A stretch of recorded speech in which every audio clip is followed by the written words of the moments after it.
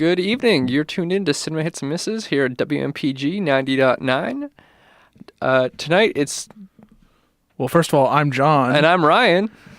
And tonight we'll be talking about Going in Style and Gifted. Now, if you would like to talk with us about these movies, if you've seen either of them, you can call in at 780-4909. That's 780-4909. So, John, what are we talking about first? I guess we'll talk about Going in Style. All right. So, we open up to a man named Joe who is visiting the bank to discuss about his house being taken from him. Out of nowhere, 3 robbers enter the bank, and with calculated movements, they're able to get away with over $1 million in cash. Later, Joe talks about the robbery with his friends Willie and Al, and is amazed how they were able to efficiently rob the bank. They then discuss their pension fund, or rather their non-existent pension fund, and they learn later on that the company is outsourcing to a different country, and as a result, their pension fund is dissolved. Worried about how they're going to pay their bills and how to get their rightful pension funds, Joe convinces Willie and Al that they need to rob a bank. This will require a lot of training. Will they be able to pull off the heist? But more importantly, will they be able to get away with it? So, Going in Style is directed by Zach Braff, stars Morgan Freeman, Michael Caine, Alan Arkin, and Margaret and Joey King, and has a 47% on Rotten Tomatoes, and 62% of audiences liked it. So, Ryan, what did you think of Going in Style? I thought it was fine. I'm a fan of the director, Zach Braff. He had done the movie Garden State and Wish You Were Here, which he crowdfunded. And I thought it was very interesting because usually he's a writer-director. So this one wasn't his original work. So it didn't have kind of the quirkiness that I'm used to. It was nice to see the leads. They definitely looked like they were having fun.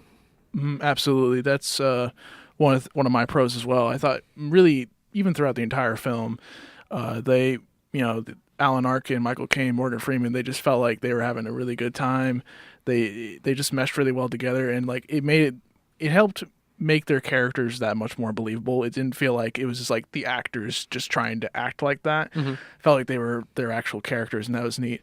And I know how you said this isn't like necessarily something Zach Braff would normally do. Yep. Like it isn't his original material because it's a remake of a 1979 film, mm-hmm. which I believe neither of us have seen. No, I don't believe we have. And I didn't know about this prior. So I can't really comment on how much it would differ other than probably, modern technology and all that. Yeah. But I really thought like the first third had me hooked, like when they're trying to do they do like a little bit of a test run, yeah, right, where they like rob a grocery store, and it is like hijinks ensue, and it's actually pretty funny just because mm-hmm.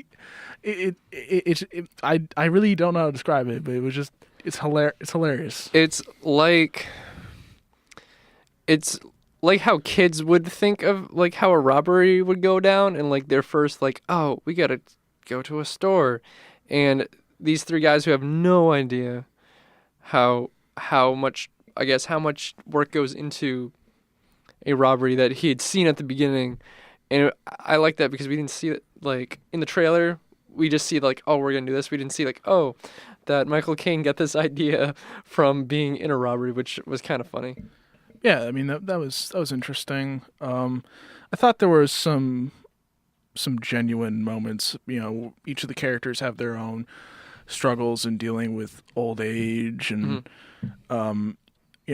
Providing care for their families or wanting to go see their families, and they're really limited in what they're able to do because of their very small pension funds, and they're barely able to give any good tips to their mm-hmm. waitress. It's things like that. So it's interesting to like explore that, like that kind of difficulty and struggle that they could possibly have gone through, and that was neat to see in the first third. But then to me, I felt like the film hit a wall, and it couldn't really break through after that. I felt like it just didn't, it had this momentum going, and then it just came to a complete halt.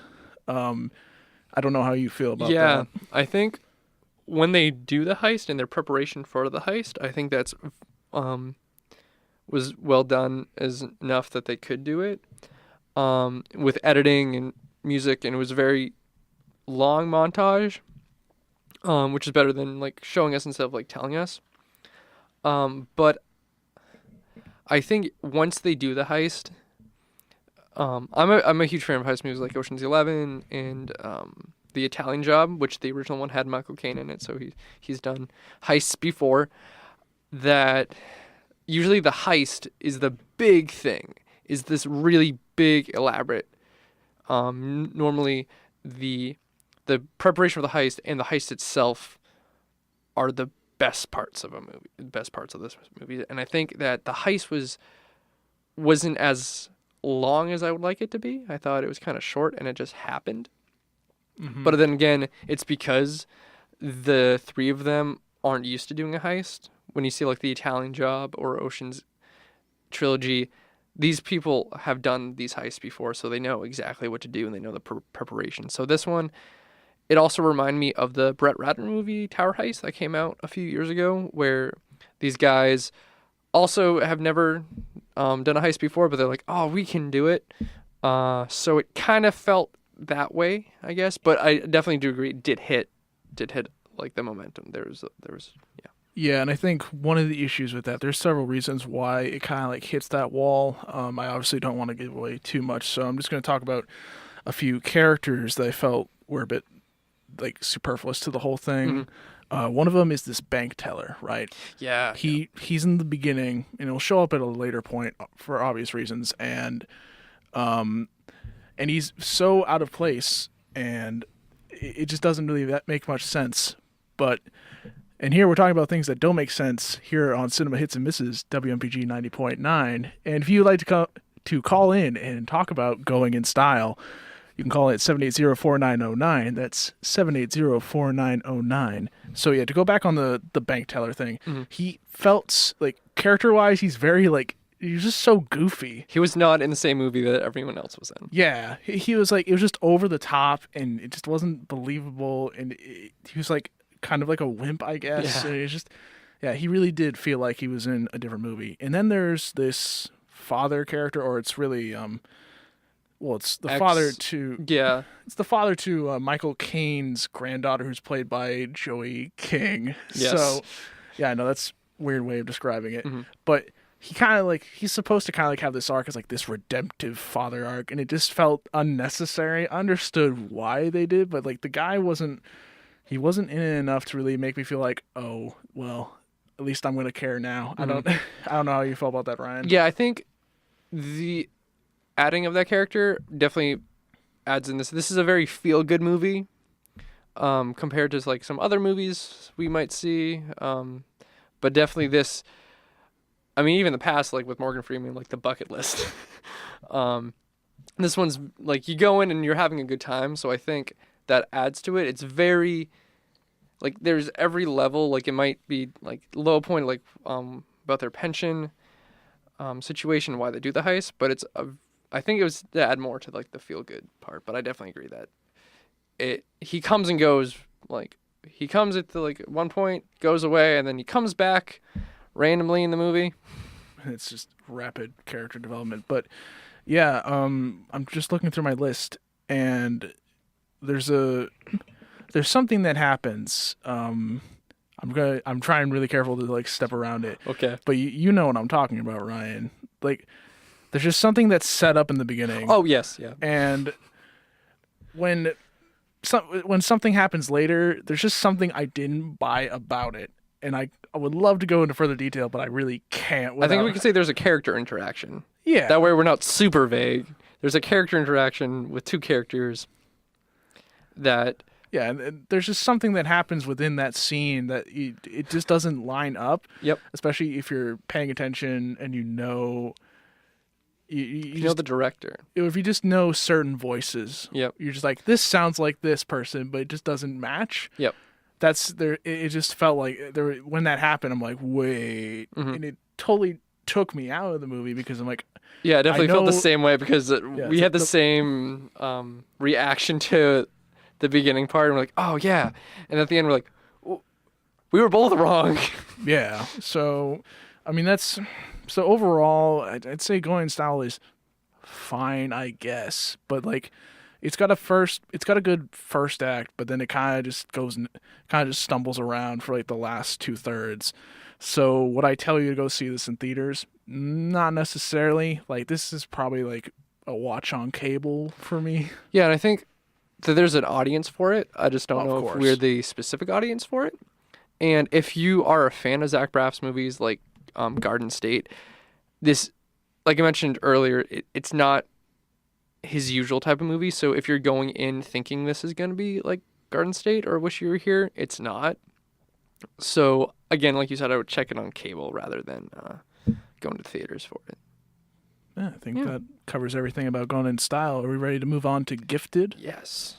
Okay, let me get the.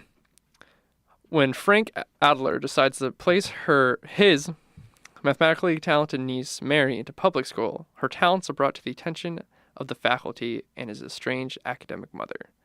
Frank must soon figure out if how he should raise Mary in a normal childhood or an environment that will challenge her skills as a prodigy. Gifted is directed by Mark Webb, stars Chris Evans, Jenny Slate, McKenna Grace, Lindsay Duncan, and Octavia Spencer. So, John, what did you think of Gifted? Yeah, so my first impression upon leaving the theater is like I liked it.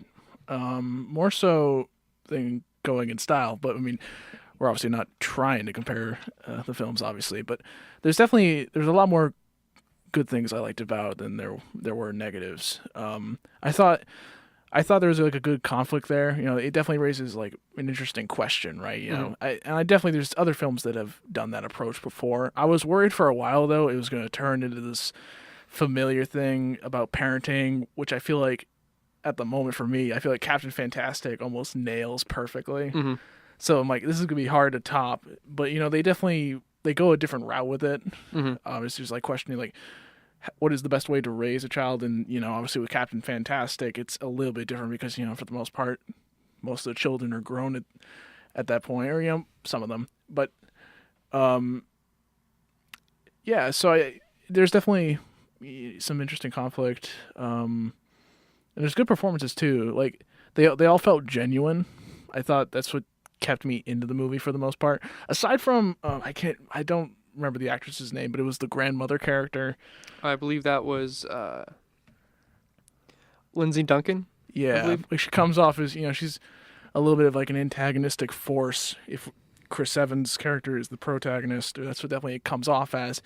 And I'm like, did they have to make her British? But Yeah, that was a little off because they do mention before she's introduced that she was British, and they're like, "How British?" She's like, "Very British," and I didn't know if she would be introduced in the movie and just be like this mysterious person. It was odd when that she is British when Chris Evans' character is American, and everybody in his family is American. I don't know if that was like trying to reinforce like There, some kind of like stereotype, like the prim and proper kind of thing. maybe, yeah, I don't know. Yeah, It just it's kind of hard to tell. it was a weird choice. I thought like I don't think it was necessary. That doesn't mean it takes away from the performance. She was, you know, Lindsay Duncan was definitely believable in that regard. It's just it's the choice, I guess, that I have to question. Yeah, and I think everybody, all the performances in the movie were very well done. The chemistry between Chris Evans and McKenna, who's I think her character is supposed to be 6, Mm-hmm. and you see there since it's a niece and uncle relationship, it's different than a regular like father daughter relationship where they give each other a hard time, and it's really funny. There's jokes that they go back and forth with, especially how smart she is, and that she doesn't want to go to public school, and she looks at all the other kids and how since they're 6 and she's much smarter, she's like, these kids don't know what they're doing. They're like have so much energy. They get distracted easily. This is weird. But it also makes it like hard for her to, you know, relate to Yeah. their students because of that. There's such a gap Mhm. in terms of intellect. But yeah, I'm looking through it. See, you kind of covered a lot of the points of my positives, like you know, good chemistry. There is a scene though, where Chris Evans and McKenna are talking about like philosophy, and Oh yeah, yeah, yeah. and it's weird how the shot's set up, right? Hmm. Because, and this might be me nitpicking a lot, but like, granted, the shot itself looked cool, right? Oh, You the know, it's the, sunset shot. what? The Yeah, sun. Yeah, okay. Yeah. it's their silhouettes against the sunset. It looks great, but Hmm. what's happened? Like, it just felt so out of place when it happened. Because, like, one, I don't really like. Obviously, they're far enough away where you can't really detect that many mouth movements. But it was just like, she's just like, McKenna's like moving all around. She's being kind of active. She's climbing on Chris Evans, and like, it just felt like, they were just, those two were sitting in a booth talking. Yeah, Whereas, it like, it did. didn't feel like they were like actually there. Yeah, I'm wondering if the audio was bad that they had to like go in and dub it over. Like, That that's that could have been the issue because they were also by the ocean, and usually in movies or TV shows when they're by the ocean, that's when they really have to dub it in because when you hear like the waves crashing, it's hard to cut that out. Yeah, of course. I don't know. That's just Hmm. something that stuck out to me. But I'm a little bit more of a nitpicker than Yeah. most. I guess I'm looking through Hmm. a few of my negatives here. The score. Now, I'm also very particular when it comes to music scores, Yep. and it kind of fell under this like generic whimsical kind of thing with Hmm. the string. Like, there's this montage of the child of McKenna's character, like, doing, I guess, just writing equations down. Or it's just like, Yeah. so it's just like this whimsical and you're just like, okay, like, this is exactly what I'd expect, but I felt like, I don't know, I'm just picky about these things. It was definitely reminiscent to Good Will Hunting a bit. The Yeah. the, the relationship between people is definitely different than Good Will Hunting with Matt Damon and Robin Williams, but showing characters doing math can be boring, and definitely the best way to kind of make it entertaining is with a montage.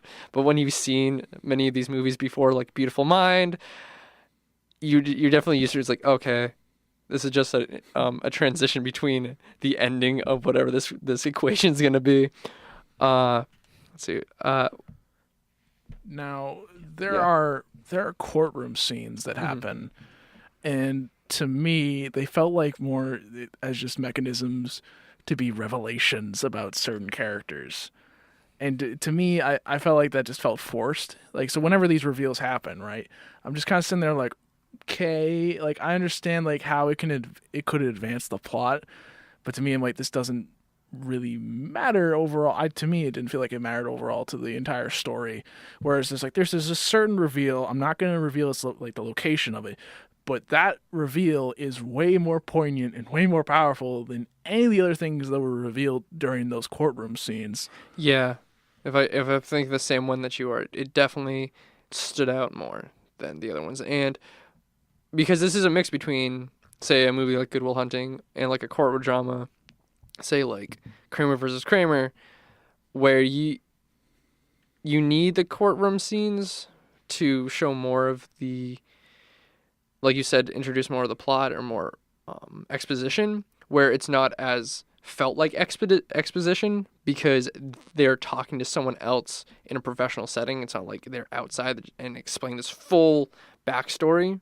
So it's a lot easier to swallow than than a regular exposition scene.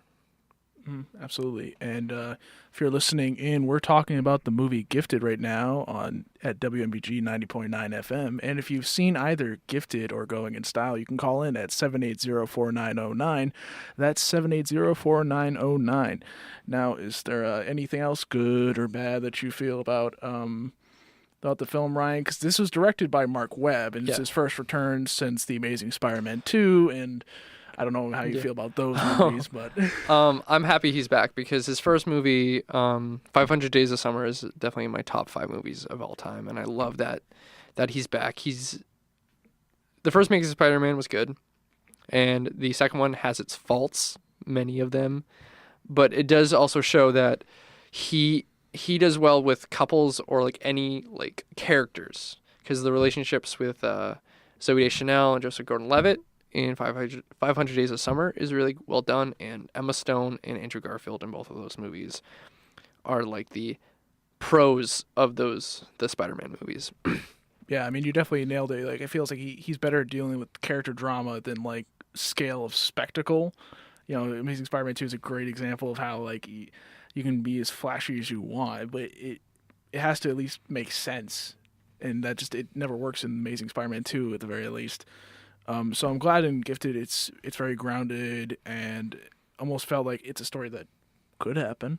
Yeah, and with the story with family and parenting, it could go the Hallmark movie route or the Lifetime movie route where it's very dramatic with these sequences, but it doesn't. There's a scene between Chris Evans and McKenna that really, I think some might have been tearing up behind us, that it's very real between the two. And what's great with Chris Evans is that we've seen him in Captain America for the past 5 years, and that's his main movie that we've seen him in. This one definitely let him stretch his acting chops compared to Captain America, where he's just this hero. In this one, he's broken a bit. He wants to do the best for his niece, but he doesn't know. And it's his realization with, is he even a good parent? And I think that really comes across. Yeah, I mean, you definitely nailed that. So overall, I felt this was a good movie. Like honestly, when I didn't watch any trailers going into it, I had no clue what it was about. I mean, when I went in, I'm like, for all I know, this could be about like some girl with superpowers or something. That's obviously it wasn't, but so I was generally surprised how much I liked it. It definitely has its issues, and there's actually one thing I didn't get to mention. There's a character that kind of like just shows up at the beginning. She's the teacher, and who like discovers how much of a genius McKenna's character is, and it's just kind of like it felt like later on her role in the movie just didn't seem to matter overall for the entire story. It's just kind of like this all of a sudden becomes a supporting character for Chris Evans, and even then it was just more like someone for him to bounce off of.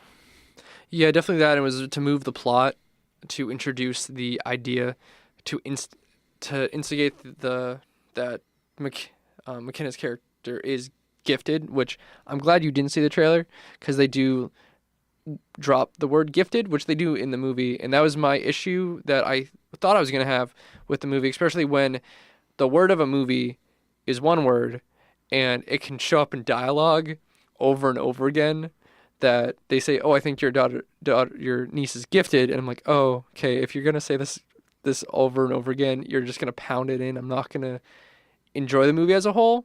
But I think they only said it like a few times at the beginning, and which I was very happy about, as a writer, as a screenwriting.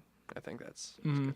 So like, what would you say for like recommendations? I think that with the movies coming out that are comic book movies, sequels, overly CGI'd movies, that this is a good movie to see if you don't want to see any of those movies. If you want an original movie that has very well-written characters, I would highly recommend it.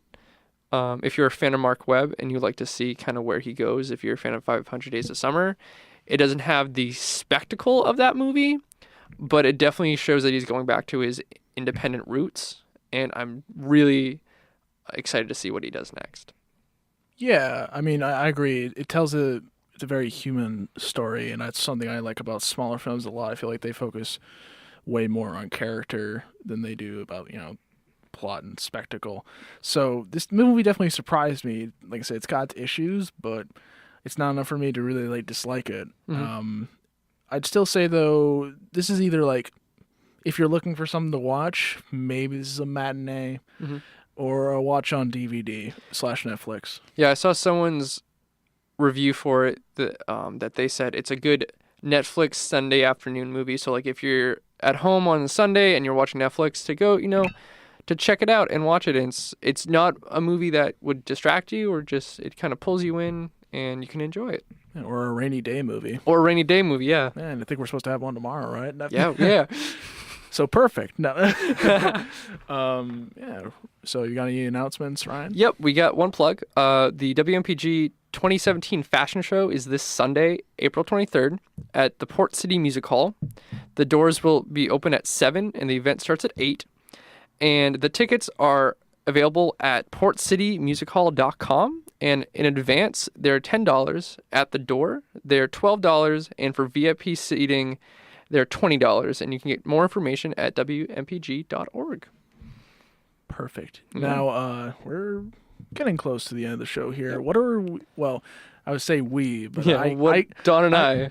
Yeah, you and Don will be back next week. Yep. I unfortunately have an event for a class I have to go to, but what are you covering next week? Next week, we'll be covering the movie Free Fire with Brie Larson and Armie Hammer. I am so excited for that. Yes, we've been waiting a long time to see that movie. And we'll be seeing The Lost City of Z, which stars Charlie Hunnam, which I'm interested to see. I just saw the trailer for it the other day. I actually had no idea what this movie was about, and I'm more intrigued about it. And it kind of looks like Indiana Jones-esque, which we haven't had a good Indiana Jones movie in a very long time. Yeah, all I really know about is, like you said, it stars Charlie Hunnam and even Tom Holland. Yes, Tom Holland's in it, yes. Which I'm like, oh, okay, cool. Yes. So yeah, those are some films to look forward to next week. So I guess that for both Going in Style and Gifted, you don't have to run out to the theaters to see it, but if you'd like some different movies compared to what other big blockbusters are coming out this weekend and last weekend, go check them out to go support more smaller films and smaller directors. Yeah, you pretty much nailed it, Ryan. I think these movies definitely try. I'd say, like I said, we're not trying to compare, but I definitely preferred Gifted over Going in Style. But that doesn't mean Going in Style didn't have its pros. So I think they're both definitely worth looking at some point. I think we're getting close to the end of our show here, so we're gonna pass it over to Justine for Between the Notes. Have a good night.